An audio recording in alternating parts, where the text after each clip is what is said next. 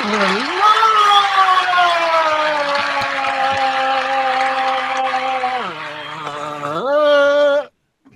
are you doing there? What's that? What was this part? Sorry, what was that? Do that again, Alan. Imitate me really closely. Were you like shaking salt or something? Or? Yes, that's exactly what I was doing. I was trying to get Dave excited because, you know. Welcome to episode. Wow. 117. 117. 117 gigawatts. 117. What the heck is a gigawatt? What the hell is a gigawatt? The Crafty Boys. That's where we are. Yeah. I had a nap. You see, this is the problem. I'm not quite awake. So welcome. Thank you for coming. What's the beer? I want you all to know that I picked the beer this week because Nice. I picked a beer that I went to the BC Liquor Board website and I'm like, I need a beer. And they were like, totally. And I was like, but my friends in Victoria and Courtney have to get one. And they're like, Jesus. So I picked a beer that unfortunately is very October. It's not October yet. I know this is the problem. Is that it's already started, just like Christmas, at Costco in Colwood. I went there last weekend with my parents, and you know what's out already? Christmas carols, and Christmas trees, and Christmas advent calendars, and all kinds of crap like that. It was hell. So I picked this beer. Red Racer Snickerdoodle Pumpkin Ale. Wait a second. Back the truck up. All right. A second here. You were in town last weekend and you didn't contact me? Was that last? I meant 2 weekends ago. When the hell was I there? Was that already 2 weekends ago? 2 weekends ago. Yeah, that's when I was there. Okay. All right. So all right. I'm last just checking. Last. I see. My entire last 2 weeks have been a blur. Okay. So continue. Actually, I was in Courtney. What? Yeah. So basically, I will be over shortly. That's where I am right now. I moved my entire home to the Comox Valley. So anyway, so yeah, Christmas stuff is already out. So therefore, it's not surprising that, you know, thematic stuff for October, like pumpkin ale, is already out. Although it is kind of in season. I did notice traveling around that pumpkins are out. This is by Red Racer. Oh, yes. Out of the bottle, it smells pretty good. So what is it? What is it called? The Snicker. Shit. Drop my penis. Snickerdoodle, the Red Racer Snickerdoodle Pumpkin Ale. I'm just going to read this off the bottle. Like a delicious pumpkin snickerdoodle. I'm trying. Hold on, hang on. Before I do anything else, I can't remember what a snickerdoodle is. Is it a cookie? Like a type of cookie made with butter, oil, and flour, rolled in cinnamon sugar. Okay, so it's definitely a fall thing. Like a pumpkin snickerdoodle, this craft creation is infused with real pumpkin, I would hope, fall spice flavor, and has a smooth, creamy center. Ew. So just the way that sounds rolling off the tongue. There you go. So basically, I'm just going to give this a pour. Oh, that's a nice color. Look at that. Ooh. Okay, so the color there now. Awesome. I'm going to give it some lacing. There we go. The lacing is kind of lame, but that's okay. But that is a really clear filtered beer, most likely. Wow, that's like a cinnamon pumpkin landing in your nasal cavity.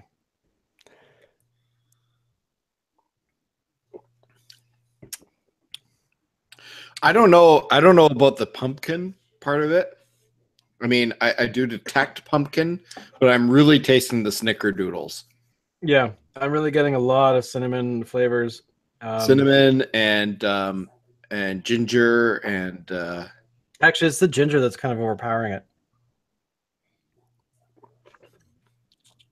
And I'll be honest with you, I'm not big on pumpkin beers. When I saw that you had picked this beer, I was like, And then to top it all off, I'm really not all that big on a lot of Red Racer stuff. So I was kind of like,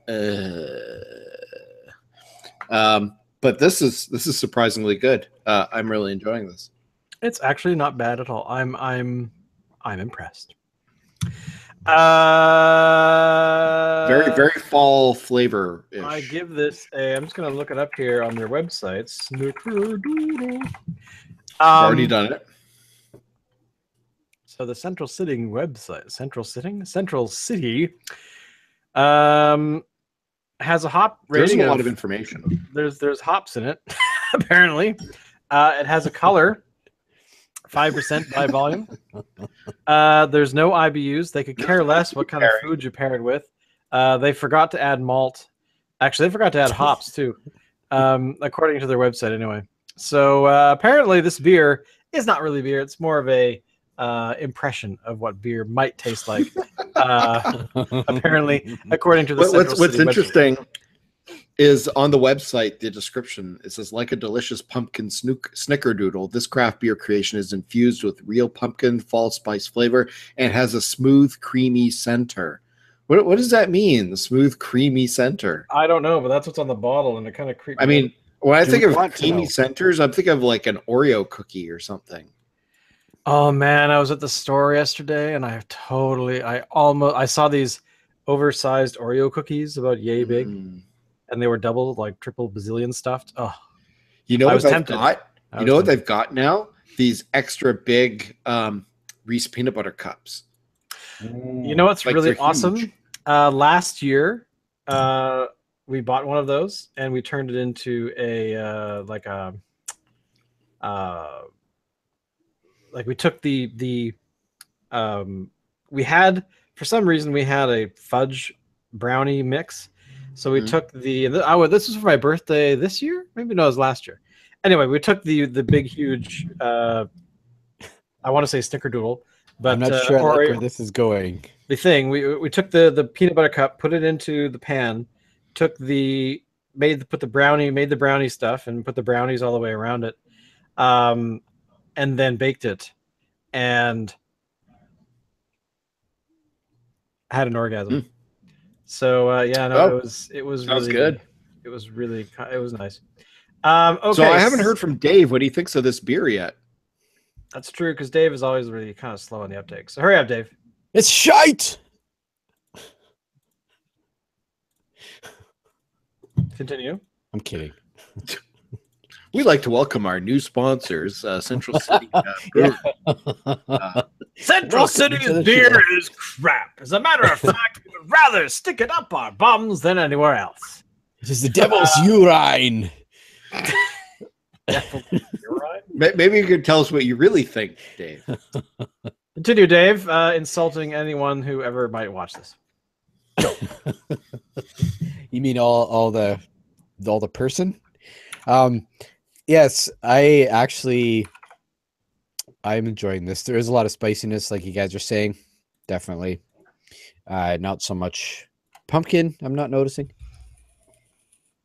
But this is I like it. So thumbs up. Thumbs up. It's definitely light, and that's actually kind of what I like about it, is that it is sort of it's not. I mean, the ginger flavor, the cinnamon flavor is definitely overpowering somewhat. But you know what? That's what a pumpkin pie tastes like when you have it. So it's true. My question to you guys is, would you buy it again? Oh yeah, this I would definitely buy again. Not in huge vats, but every so often during the fall, I could totally share this out with a bunch of people.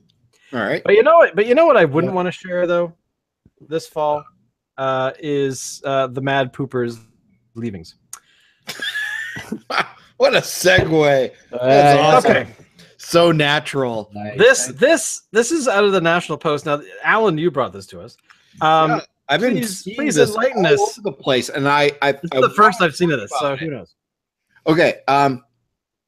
So apparently in Colorado, there's this woman who goes jogging quite frequently through this neighborhood and stops quite a bit in front of this one house and drops her drawers, takes a crap.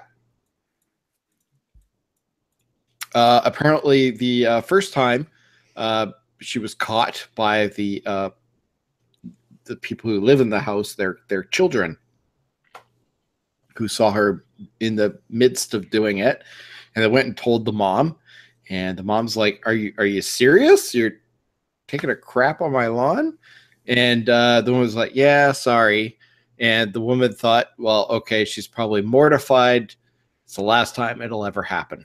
Well, no, it's not the last time it's ever happened, because it's happened several more times over the past few weeks. And in fact, she's also doing it elsewhere on other people's lawns and at a Walgreens as well. The thing is that the most perplexing thing about this story is there's tons of public washrooms around in the area that this person could use, but she seems to be targeting particular areas for some reason and freely crapping wherever she wants. Weird, huh? Like, what would possess somebody to do this? I mean, apparently she comes equipped with a napkin to clean herself up afterwards, but she just leaves it there. Oh, there are photos of the woman. Yes. I just Googled the mad pooper.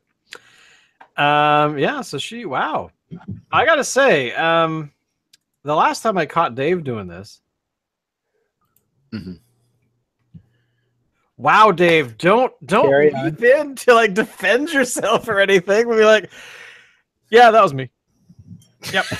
I'm terrorizing a town with turds.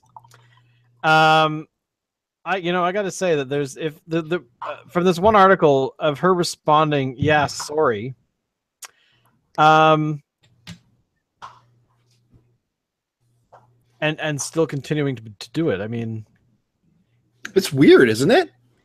There's definitely some mental problem going on. I mean, there has to be. But what it would have to be. I can't imagine anyone with a completely sane mind is. Or does this woman have an axe to grind? Did this person maybe the person like bullied her in high school or something, and she's meting out revenge in the only way that she can. So she's leaving her DNA on their property for them to clean up. Here's the thing. In the National Post website, they have these quotes, these pull quotes for the articles. And below these pull quotes, you can click on Facebook's logo or Twitter's logo to help you share this information. So I decided to click on the quote, "Are you really taking a poop right here in front of my kids?" So if you click on that, it has that in quotes. "Are you really taking a poop right here in front of my kids?" National Post. Like, you think they would add in like the title of the article, mad pooper doing this. Here's the quote. I mean, it's going to be really long, of course, but still, the fact that they actually put in just this somewhat lack of context of a link to the National Post if you're not paying attention. Are you really taking a poop? Yep, National Post is doing that. Okay, so at National Post, taking poops on lawns. Now, this has been going on for a while. When did this article come out? This is the other day, so today. It's been going on, I think they said like 7 weeks. 7 weeks, yeah. Like so back in the summer, like, I'm trying to think of, is there anything that somebody who's a long distance runner might have this problem? If they run, and then does the body decide, hey, holy crap, we're really exercising hard, we better get rid of this extra luggage, that yes, okay, so yes, if you actually get to the finish line on Ironmans or marathons, yes, that does. Well, the thing is, I do quite a bit of running, and yes, I find that when you start running, it can get things moving, and sometimes I've had to cut runs short because I have to use the washroom. But I mean, it seems like she's doing it in the same spot all the time. Yeah, well, that is definitely the weird part. I'm surprised that they couldn't like figure out where she lives. Like, I don't know. I'd get in the car and follow her, I guess, or something, or get a bike, or I don't know, Maybe throw some crap at her. throw some poop at her. Yeah, here, this is yours. Put it back. Oh. Over a line, Shane. Over a line. Over the line. We're talking about a mad pooper here. So anyway, let's get away from the pooping, because I'm coming up with all kinds of really horrible things to say. So let's talk about horrible things. Muskoka Brewery. I'm kidding, of course. Is launching a beer made with all Ontario ingredients. I kind of like this story. Damn them to hell. This is like the 100-mile craft brewing. So smog, sewage, and chemicals. Excellent. And ground up students from Sarnia. Muskoka Brewery is launching an all-Ontario beer made exclusively from ingredients farmed in Ontario. Do they have farms in Victoria? In Ontario? Apparently, I equate Ontario to Victoria. I would think that they would have some farms in Ontario. I suspect there may be. It's a very big place, and there's got to be some farms. I know when I went to Ontario, I passed by some farms, and I even passed by an Amish family in a cart with a horse. But the big question is, did you poop on them? Well, that's for another podcast. Crafty boys nights. Tonight we're gonna go to Farmer Johnson's place and have a crap in his front lawn, because that's where Dave told us to go. Wait a minute, why are all these police here? I picture the Crafty boys continuing after Alan and my arrest. But Dave starts up the thing and he goes, having a good time.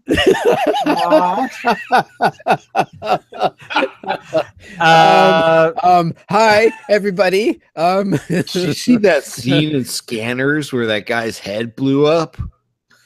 That's cool. I've totally forgot what the hell I was talking about. I want to talk about Muskoka, right? I want to talk about it. By the way, my big question is for these things is it really can, aside from say the prairies, could you do that on the West Coast? Could you actually source everything from the West Coast? From the province? No. I guess you could. The province of British Columbia, the entire province. Well, I guess from I think it's possible. Province, maybe. I mean, I could see it. Dave? Well, what do you need? Water, hops, malt. Yeah. Barley. Is all of that available here? Barley. Grown and processed here? Well, apparently we have a good climate for hops. No? Yeah. Well, yeah, we do. We do. The hops isn't a problem. Okay. It's the things like, wheat and barley and all that kind of stuff. I see that more as being like a prairies kind of. Oh, no, we can do that here. Totally. Yeah. Can we? Okay. Maybe we just don't have as much space, especially us dudes here on the island. But I'm pretty sure if you went into the interior, there'd be the odd person that was doing some of that kind of thing. If we could just get a bunch of dynamite and blow up the Rocky Mountains, that would create a whole bunch of new arable land that we could use to grow things like yeast, or probably not yeast. Yeast. The amount of yeast that the British Columbia landscape now produces. we need to grow more yeast. See, I picture. You ever read the novel War of the Worlds? No. You totally should. I read it last year. For the first time. I'd never read it before. I'd seen, the classic films and stuff like that. But last year I finally picked it up. Thought, okay, I better read this thing. It's one of the, I'm running out of H.G. Wells, and I haven't read this one. This is an obvious one. And basically, there's a whole description about how the aliens are actually grinding up human beings and spitting them out at the back of those big machines and stuff to basically coat the landscape in I guess the way it's sort of described is they're trying to coat the world in blood. I guess I'm not sure why, to be honest.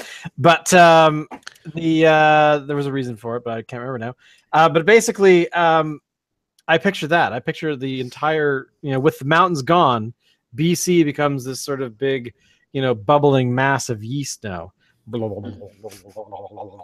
Just sitting there making alcohol for the inhabitants, apparently. Because hey, yeah.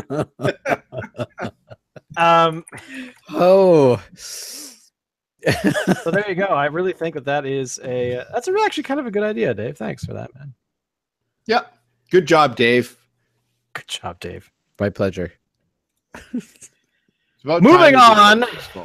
Now that we're mulching human beings after the Mad Pooper, I want to bring to your guys' attention about how Labatt Brewing is celebrating 170 years of brewing, and they've announced that they're going to invest $460 million into their systems into their brewing network by 2020. Huh. So 170 years. It's very, very odd. Now, I'm trying to think of a single beer that I would actually drink from Labatt, but the big part of the story, which is the only reason that I actually brought this to our attention, is the fact that they're bringing back the Stubby. Apparently, they are going bring back this in now. Where did it go? They are going to bring it back to.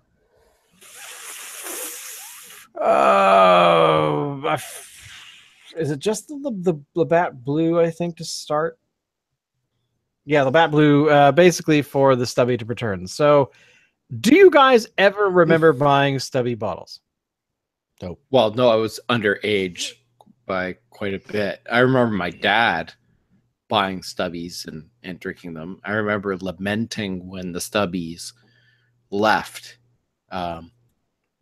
because I didn't realize at the time my youth, because all I knew was Stubby bottles.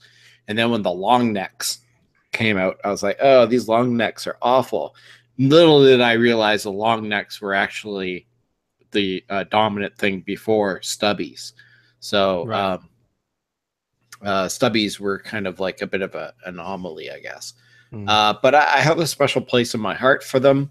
I remember the Pop Shop came in Stubby bottles way back when. That was fun. You can still get Pop Shop, but now it's in long necks. It's not. That's right. That's right. Really? Yep. Yeah. You didn't know that? I didn't know that. Huh. There was a guy who bought what was left of the company. There wasn't a lot left. There was a logo and recipes. And this guy in Ontario bought it. And his goal was to recreate the company. So they don't have walk-in stores where you can go and just pick up bottles and make like a flat like you used to be able to.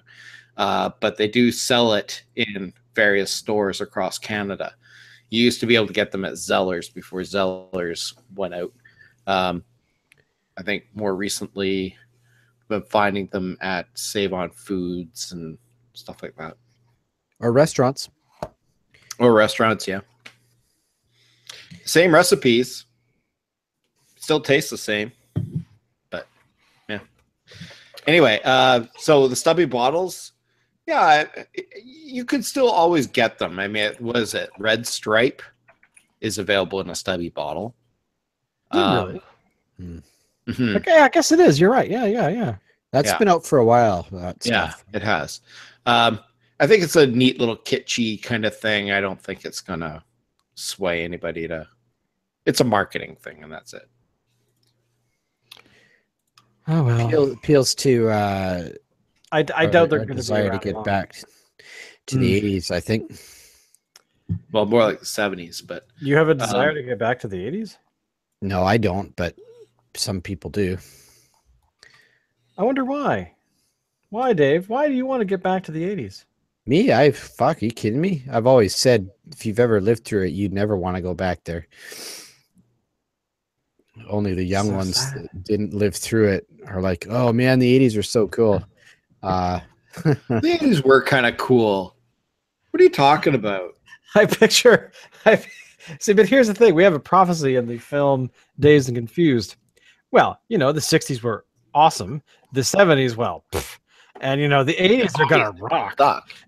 The 80s might be radical. Oh, God. The show's over, boys. Well, we got a lot of. No, you know what? The 80s, I think, were all right. I mean, they had some good music, definitely good movies. I like the technology at the time, like video games and stuff, arcades. I mean, this was like prime time for us. I think we lived in like a golden era. Don't you think? Yeah. Spending like Saturday afternoons down at the arcade, pumping quarters into a machine. I mean, there's this game. It's called Xanatar, whatever the hell. Xanatar. And you see, it's this big gelatinous cube that's eating villagers. And here's the thing. These dumb kids are like, whatever the hell you call them, putting quarter after quarter into the machines. And see, there is no next level. Like, it's just, they're like,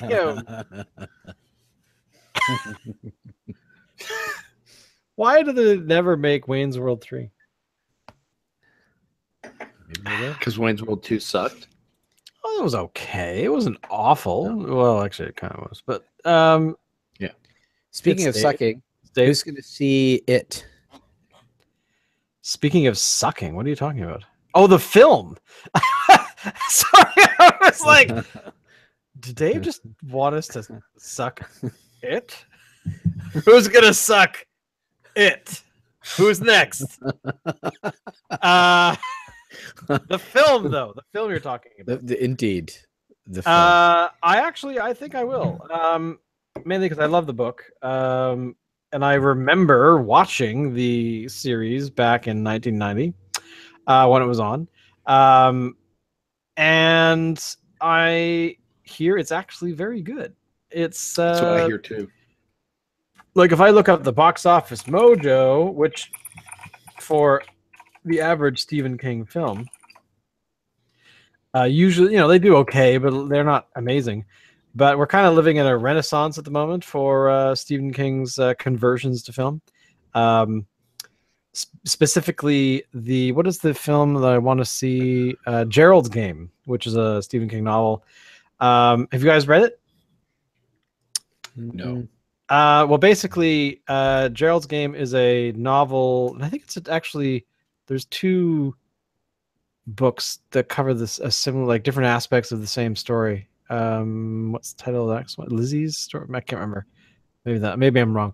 But anyway, basically, Gerald's Game is about a couple who have been married forever. They're trying to spice up their sex life, so they get a like in this day and age, like an Airbnb on a lake somewhere in the woods.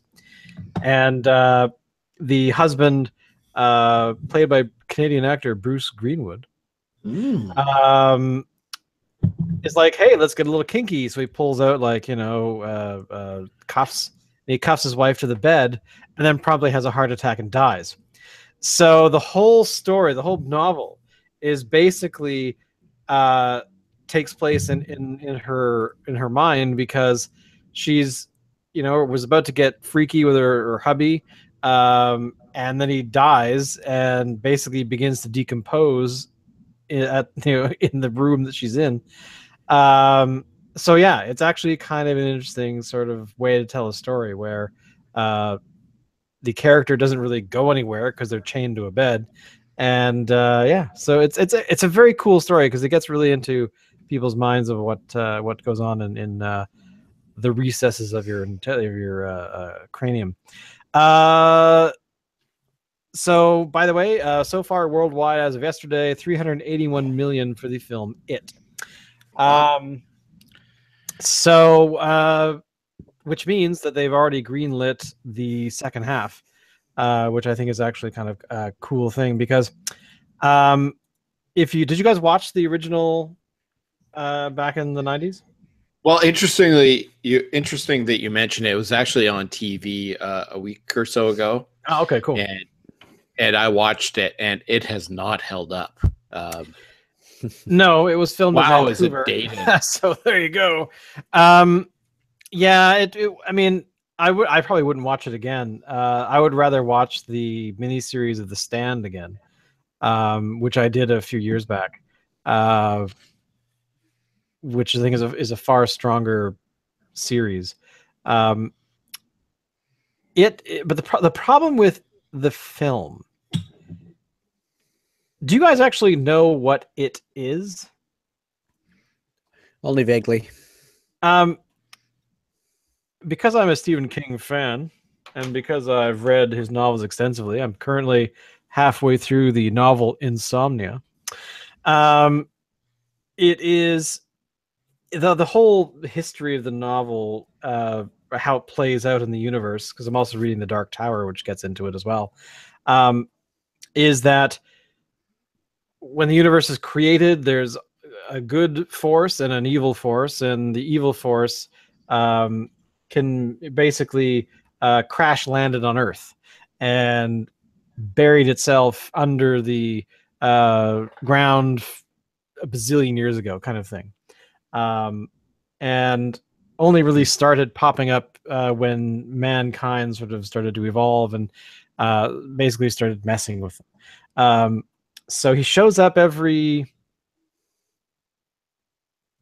is it 37 years or some weird number? Like it's every so often he'll pop out of the woodwork and be like, "Wah!" And then goes dormant again. But the big thing about it is that, and the way it's described in the novel, is human beings cannot conceive of what that actually is, like what evil is or what these entities are. So it only manifests in very basic ways. Clowns, stuff like that, influencing other human beings to do evil things. And it actually pops up in a couple other books in different forms. So what am I trying to say here? I don't know. There was the reason for bringing it up. Never mind. Anyway, basically, it is going to kill you because it's evil. Oh, no, that's what it was. The 1950s, 1960, which I think is actually in the book. It's 1960.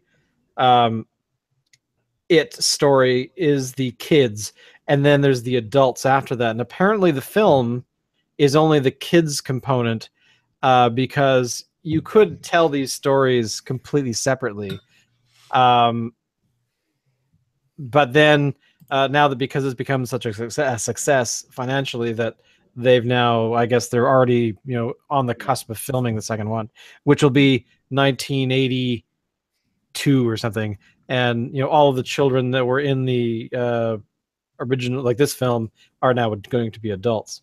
So in the miniseries, they kind of switch back and forth in the different timelines somewhat. So I like these stories because I like how he writes, and I've been a fan since. When the book It came out, which I think was 85, I think. It was cool because I was in 1985. I was 12, ish. So I was at that age where a lot of these stories are being told. So these kids in the film are roughly about 12 years old. Same thing for like Stand By Me, which was a novel or a novella called The Body, which again is told from that age range. So that's kind of why I like them. So I think I just became a fan and stayed one. Basically, what Shane is saying is that he liked the 80s. Yeah. Thanks a lot, Dave. Yeah. Anyway, moving on from it. Yes, we'll go. I will go see it. Do you want to go, Dave? I'll pass. Thanks. The Alberta government is in the news. Not the Alberta government again. Speaking of evil, because they are defending themselves because of that program they have there, where basically anyone who makes beer outside of their province gets an extra percentage on top, like basically a tariff if you're importing your beer into the province. Yeah. So right now they're saying that it is basically argued that the craft beer program is fine under the constitution of the country. Because I guess Toronto-based Steam Whistle and Saskatoon-based Great Western Brewing, marriage. The Saskatoon Great Western Brewing Co.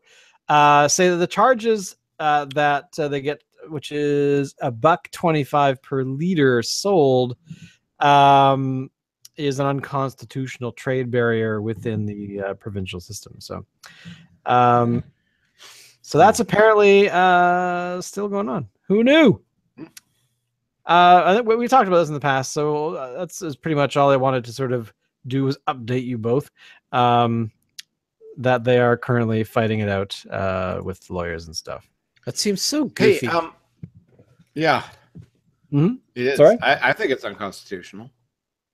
Well, the beer needs to flow. I don't care what any of these other people want. Water, access to healthcare. No, the beer needs to flow. There you go. Hey, can I share something with you guys? Oh God, do we have to see it again? I've got this nipple. I got this problem right here. Well, Dave 5 minutes ago was like, "Who's gonna suck it or see it?" All right. So when I went to the liquor store to get this, that looks like they had a rack there. Like a gun rack? No, it was like a product rack. It was like, one of those little cardboard things, like a display. Oh, like a car. Okay, display. Okay. And it was filled with boxes of mac and cheese, but it was Pabst Blue Ribbon brand mac and cheese. Have you guys seen this? Are you saying no? They've made a mac and cheese beer? No, I'm saying that. I'm saying that Pabst Blue Ribbon is making mac and cheese like in the box, like you would find with Kraft Dinner. Although instead of it saying Kraft Dinner, it says Pabst mac and cheese. Now, I don't know if it's infused with beer or what, or if it's just another product that's got the Pabst Blue Ribbon label on it. But I thought it was kind of interesting. I'd never seen that before in a liquor store, and I'm like, well, what's that all about? I'm terrified. So it caused me to come home and do a Google search for it, and unfortunately, I wasn't able to find much actually, except for recipes. There's apparently recipes out there for you to make mac and cheese using Pabst Blue Ribbon in the sauce. Oh, so this is apparently a thing. So right. What is this? What? There you go. This is a thing. You're right. This is what the mother of Murgatroyd. Sweet, merciful crap. 1 can of beer, macaroni, chopped bacon. Wow, this is quite the. It's quite an elaborate recipe, actually. This is the best part of this entire recipe. Step 3: strain the bacon. Wow. Hey, I don't remember the last time I had a Blue Ribbon, but I don't think I've ever had one. I know I have, but but it was like at a party somewhere, and somebody's like, "I want a beer," and I'm like, "Yeah," and I look at it going, "Well, all right." I've done the same thing with a Canadian. I want a beer. Yes, I totally do. Okay. I'll take this. Then I cry a little bit in front of everyone.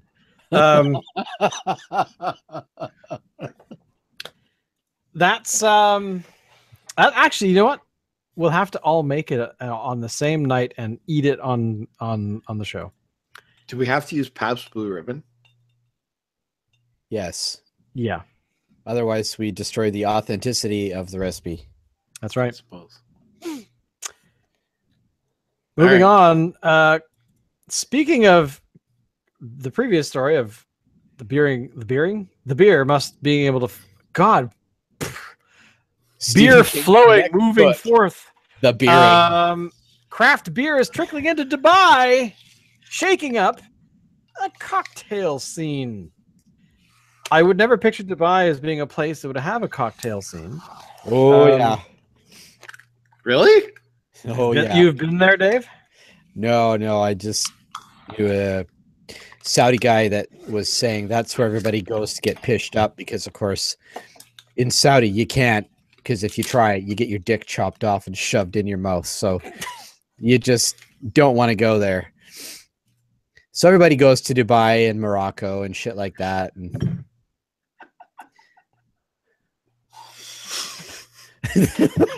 I hope that beer tasted good going down, because what's going to be the follow-up? Here's your chaser, motherfucker. Here's your dick chaser. Wow. It's like when you go into like the sex shop, not the sex shop, the doctor's office. Oh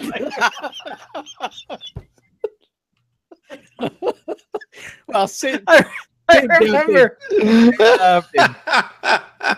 I remember just being horrified on stage once where an improv, whoever I was playing with, the scene was going to not the sex shop, the doctor's office. My God. I'd like to have an implant, please. And they said that so I walk in there and then it's like, get it a little hard, please. I'm like, why? Because we have to put this in, and it was, whatever. The scene was kind of, never mind. It was a scene that I've always remembered. Like, there's no context. There was something else going on in the scene too, but basically it was just this image on stage that stuck with me of, going into like these places to get like testing and stuff, and it's like, hey, so we're gonna stick this thing that's about this round into your penis, and you need to get it hard first. And yeah, anyway, there you go. See, exactly. And you've been snipped, and you know what that means.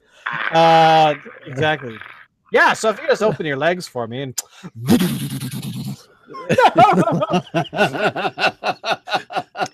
using some kind of pneumatic machine.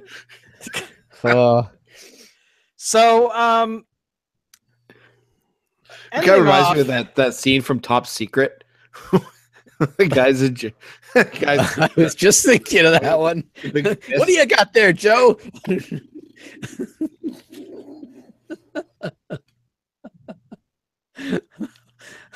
Now that's a movie I want to see again. Top Secret? Oh yeah, totally. Oh yeah. I picked this weird news one because it actually fits right into what we're talking about. Firefighters spend 3 hours removing weight from gym goer's sensitive part. Yes. The mishap may give the new meaning to the weightlifting clean and jerk. I actually don't even know what that means. But a man working out in a German gym got a very sensitive part of his body stuck in a 5-pound weight. What is it with German people? Seriously. I mean no disrespect, but what is it with German people? What is it with German people? They're very sexually open, I guess, and they like to poop on each other. Speaking of the mad poop, I bet you the mad pooper is German.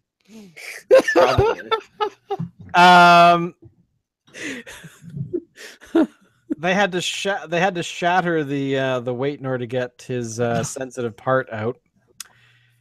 But apparently, he was trying to supposedly use his, to lift the weight. And no, I don't think that's what he was doing. Authorities didn't make it clear how the man ended up with the weight wrapped around his manhood. But of course, the speculation on the internet is this the male version of Kegels? Who is his spotter? Yeah, baby. All men of your anyway, for such brackets. But you know what? All the stuff, the beer stuff with the Alberta government and getting your junk caught somehow on a weight, it doesn't matter because apparently the rapture is going to happen on Saturday. So yes, yep, that's it. World's over on Saturday. The Earth is going out of business. So you're saying liquidating. Apparently, some Christian researcher, quote unquote, I'm going to use air quotes with that, Christian researcher has determined that this Saturday will be the end of the world. All the Christians will go to heaven, and everybody else is going to duke it out down here in a battle royal to the death. And that's about it, really. Although the Vatican says that this Christian researcher is nothing but a quack and shouldn't be getting any kind of airtime, and to make plans for Sunday. God damn it. Here I was thinking I wasn't going to have to go into work. Well, I know, yes. Totally. I like,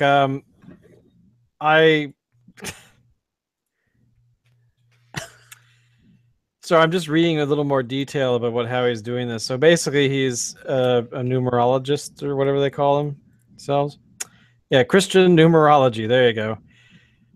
So there's no such thing. In other words, go ahead and make plans. Well, this is the thing. That's like one of those things. Like, I remember when that plane from whatever airline it was disappeared and into like the southern Indian Ocean a couple of years ago, and they, as far as I'm aware, they haven't ever found it.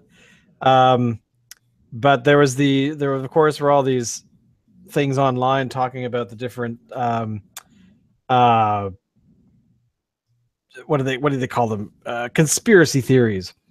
And one guy posted a video online talking about how the airline or the airplane had actually been diverted to some military base in the Indian Ocean.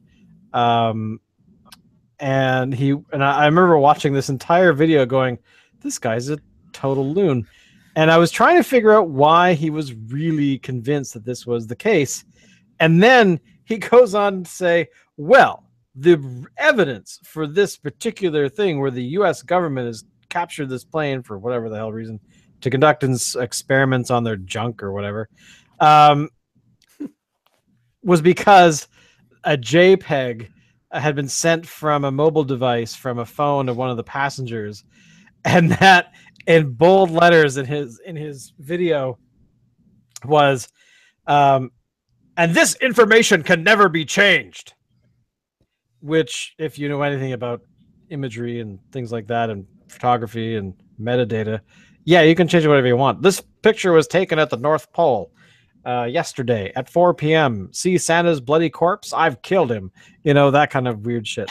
So I just, yeah. So apparently, don't make plans for Sunday because, oh, wait, I'm still going to be here. So I'd like to welcome my new persona when the world falls apart, Master Blaster. Hello, boys and girls. 2 men enter, 1 man leaves. So I'd just like to say it's been an honor and a privilege to do this podcast with you guys and to know you for the past many years. I will miss you. And I'll miss the 1 or 2 people that watch us regularly. guys have been awesome. And